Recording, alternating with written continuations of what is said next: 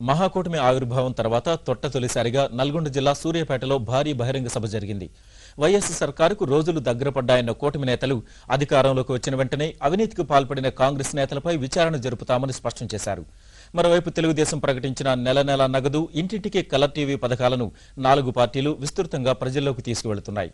ముఖ్యమంత్రి ఆయన కుమారుడి అక్రమాస్తులపై నిప్పులు చెరిగిన 4 పార్టీల నేతలు తమది కాంగ్రెస్ సర్కారును మాయం చేసే కూటమిగా చెప్పుకొచ్చారు.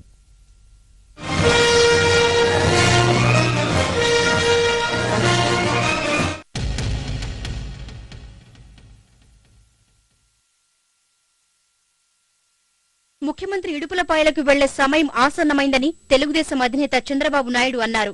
అధికారంలోకి వచ్చిన వెంటనే ప్రత్యేక తెలంగాణ ప్రక్రియను చేపడతామన్న ఆయన నెల నగదు, ఇంటింటికి కలర్ టీవీ పథకాలను ప్రజల్లోకి విస్తృతంగా తీసుకెళ్లారు. ప్రత్యేక తెలంగాణకు అనుకూలంగా ఉన్నాం, ఆ విధంగా నిర్ణయం చేశాం. రేపు రాబోయే రోజుల్లో ఎన్నికలవుతారు. చట్టపరంగా, రాజకీయంగా ప్రత్యేక తెలంగాణ ఏర్పాటు చేయడానికి తెలుగుదేశం పార్టీ అన్ని విధాలా సహకరిస్తాం.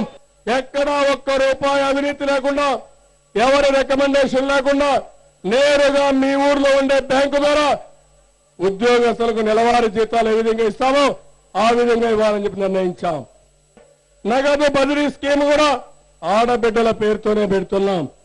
ఇల్లు నడిపేది మీరు, పిల్లలు చదివించేది మీరు, సరుకులు కొనేది మీరు, కష్ట నష్టాలు భరించేది మీరు. కాబట్టి మీ పేరుతోనే ఈ నగదు బదిలీ స్కీమ్ పెట్టాం.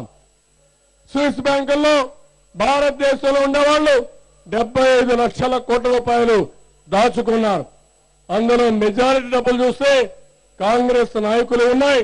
సోనియా గాంధీ మొదలుకొని రాజశేఖర రెడ్డి వరకు స్విస్ బ్యాంకుల్లో అకౌంట్లు ఉన్నాయని చెప్పి కూడా నేను మీకు తెలియజేస్తున్నాను.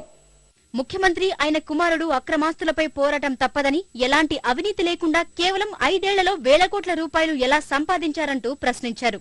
ఇటు వామపక్షాలు కూడా సర్కారుపై విరుచుకుపడ్డారు.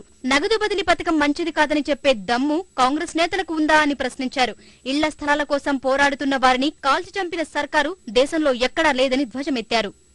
నీ ముఖ్యమంత్రి పదవి గొప్పదా? చంద్రబాబు నాయుడు గారికి ఇచ్చిన చెప్పులే కదా నువ్వు వేసుకొని తిరుగుతున్నావు. నీకే అంత అహంకారం ఎందుకు?